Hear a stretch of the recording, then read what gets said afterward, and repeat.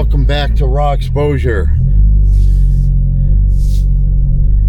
Finished up a ice hockey game, JV high school. I did the high school varsity a few days ago. A couple tips on shooting ice hockey. Most of these local rinks, lighting is poor. I mean, it looks good to the average person, but to photograph, not that great. So today I shot with my Z8, Nikon Z8, with a 70-200 2.8 lens. It's a must for shooting in these ice arenas, gyms. Sorry, I'm looking around. There's like a ton of traffic. So, and jets flying overhead. So, it's a must. You need these lenses, the 2.8 aperture to shoot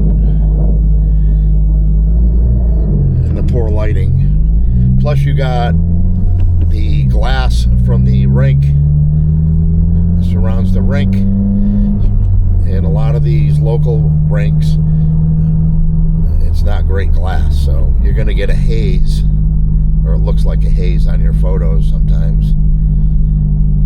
I've shot in professional rinks before, and the glass is much better. So if you have that opportunity, it's take advantage of it. Sometimes you can shoot up in the stands. I've done that, but today they have a net around the entire rink, so you did not have any visibility, clear visibility up in the stands. You got that net plus the glass. So today I decided to stay down in the glass area. I hit the corners. A good place to be is the corners of the rinks, of the rink.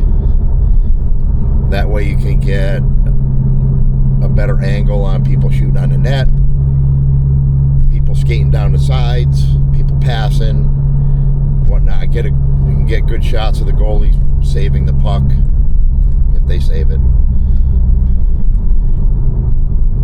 So it's good to know the game. If you shoot sports, know the game you're shooting. I've been playing hockey since I was a kid. I still play. I'm 57 years old. So I know the game a tad bit. So it's good to anticipate what's going to happen or what you think's going to happen. And that's in every sport. When I first started shooting soccer, I don't really know much about soccer. So I had to go to a few games and watch and see how the game's played. And it helped with my shooting ability in soccer and other sports. But anyways, back on topic with ice hockey. So I shot at 1/800, 1/1000. I swap back and forth between that.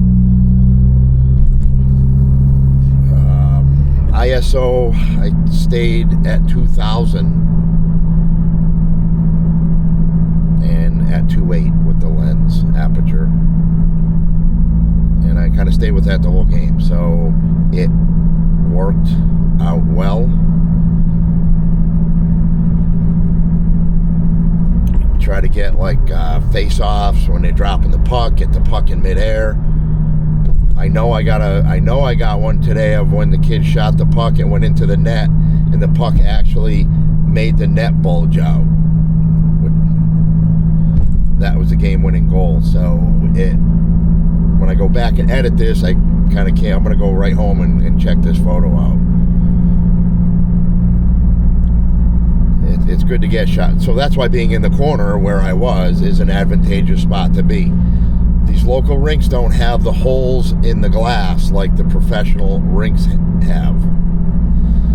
Like your Mass Mutual Center in Massachusetts, the XL Center in Hartford, Connecticut. They have holes where you can stick the lens through so you're unobstructed. You can shoot unobstructed. It's pretty good. Unless somebody hits your lens with a puck. Hasn't happened to me, but to some people.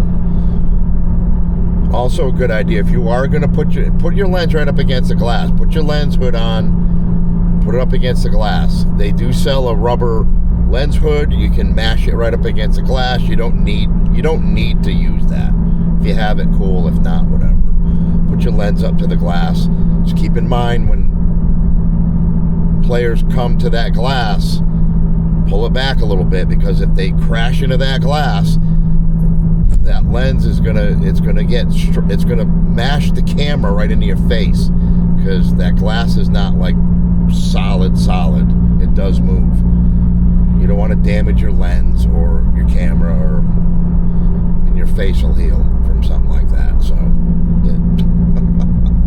whatever, you might get a busted up lip or something, but it's better than paying for like a $2,500 lens. Just pull it away a little bit, is basically what I'm saying. So, good game today. It's a fast game. As far as editing on these ice hockey photos, I've seen some people edit, and they edit very light. What I mean by light is when they edit, the boards are bone white and the ice is bone white, and it looks like the players are like floating in space.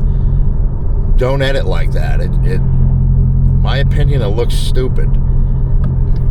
You have to make it look like they're skating on something when you do your editing,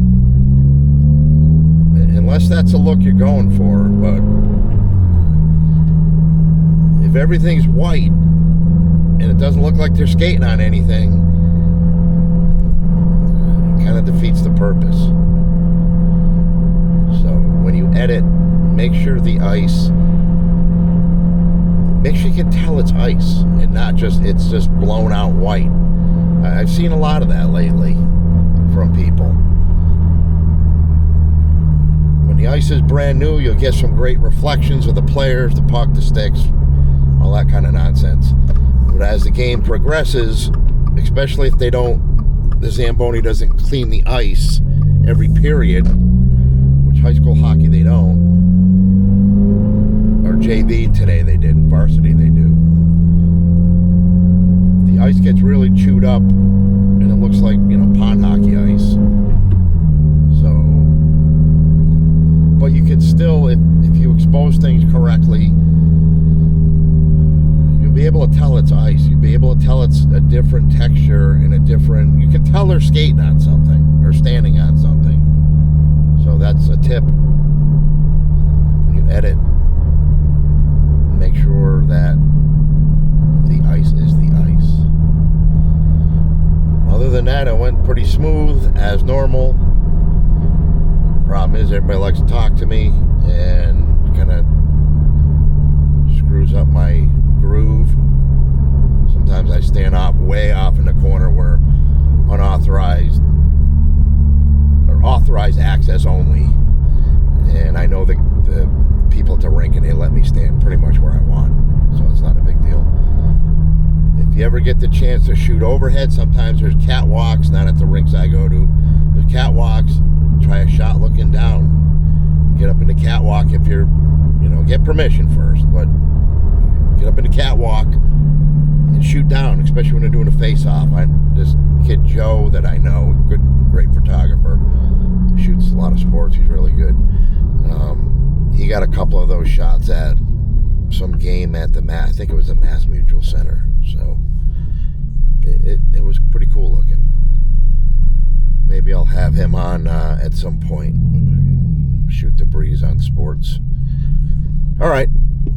Other than that, successful. A couple of hockey tips for you.